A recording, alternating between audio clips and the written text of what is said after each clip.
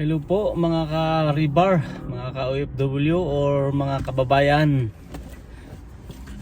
Magandang araw sa ating lahat. Gusto ko lang i-share sa inyo guys yung mga in-demand na trabaho ngayon dito sa New Zealand. Kaya prepare na kayo para maka-apply kayo. Lalo na yung mga nadyan sa Pinas or nasa Middle East na gustong maglipat dito sa New Zealand. So para sa akin guys, unang-unang in demand na mga trabaho dito is sa construction industry. Napakarami ng kailangan dito guys, lalo na ngayon. So nag-pandemic, so magbubukas muli ang border. Magbubukas muli yung border, kaya mag-hire sila. So kailangan ang mga ano dito, unang-una mga karpintero. So iba't ibang klase mga karpintero guys. Merong sa finishing, yung mga bahay mismo yung ginagawa nila, kasi almost mga bahay na ginagawa is mga kahoy yung pinakamaraming gamit nila. So mga finishing carpenter kayo.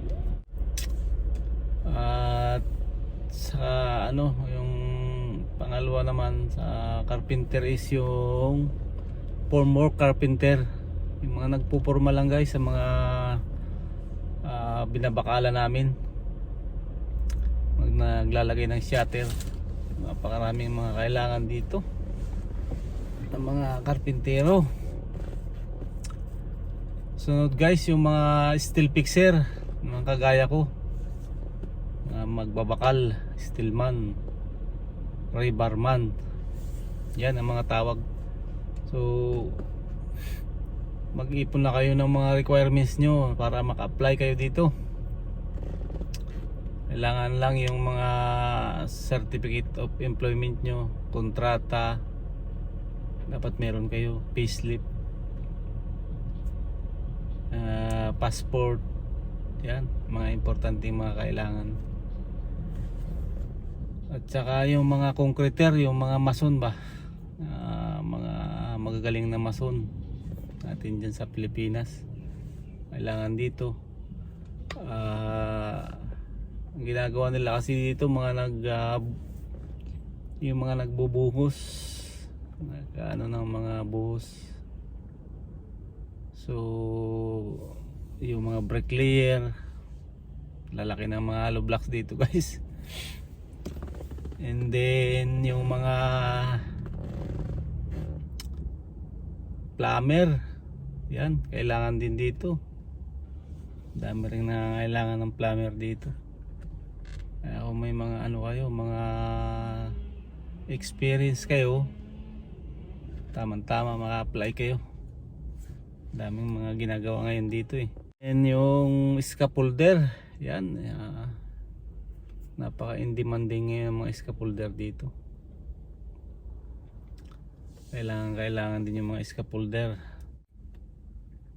So kaya kung kung decided kayo or may mga experience na kayo abroad or local man, pwede kayo maka-apply dyan sa Pinas. Maraming agency dyan guys. Meron dyan na YWA, Human Resource. Yan, nagpapalis sila. Napakaraming pinaalis niyan guys, simula 2016, 2017, 2018. Ang daming napaalis na mga mga kababayan natin. Diyan din ako nakaalis sa agency na yan. So take note guys, hindi ako recruiter ha. Nagbibigay lang ako ng tips sa inyo. And then yung nagpapalis dyan, yung September Star. So pwede nyo ma-search dyan guys, internet, ang mga agency na yan. Search nyo lang, lalabas na dyan lahat yung details nila. Pwede kayong mag-email, pwede kayong mag-walk-in, papunta ron para direct kayo makapagpasa. Ano pa ba yung mga nagpapaalis? Grant placement, yan, madami yung mga nagpapalis na mapunta rito. 21st century. So basta halos lahat ng sa construction industry guys, ang dami nangangailangan dito. So depende na lang yan sa agency diyan sa Pinas kung ano yung mga hiring nila, kasi may mga kanya-kanya silang hina-hire. Gaya ng mga carpenter, steel fixer, scaffolder, plumber. So basta 'yon ang pinaka in demand ngayon na na mga trabaho na kailangan dito. Construction industry. Yan, tsaka yung mga alam ko mga electrician din yan. Ano pa ba?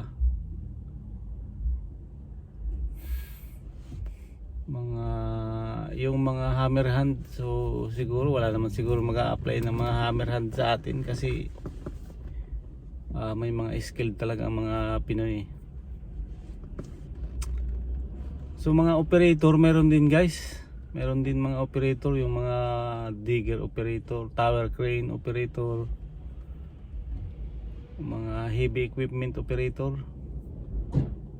So sa mga sa driver hindi masyado dito nag-hire ng driver kasi ang dami ng mga dito mga halos driver ang mga tao. So yun naman sa mga sa mga hospital naman, mga nurse, ang dami rin ng mga nangangailangan dito guys ng mga nurse. Yung mga nurse natin dyan, mga kababayan nating nurse, pwede na kayo maka-apply dyan sa Pinas sa mga agency dyan. And then sa sa mga dairy farm naman. So kung mga naman kayo, kung mga dairy farmer naman kayo, may experience kayo pag-alaga ng mga baka, tupa, yan, pwede na rin kayo mag-apply. Tsaka yung mga butchery, alam ko nag-hire din sila ng mga butchery, yung mga kumakatay ng mga baka guys, kumakatay ng baka, tupa. So napakarami ng ng mga kailangan dito. So yun lang guys, share ko lang sa inyo ang mga in demand na trabaho dito sa New Zealand.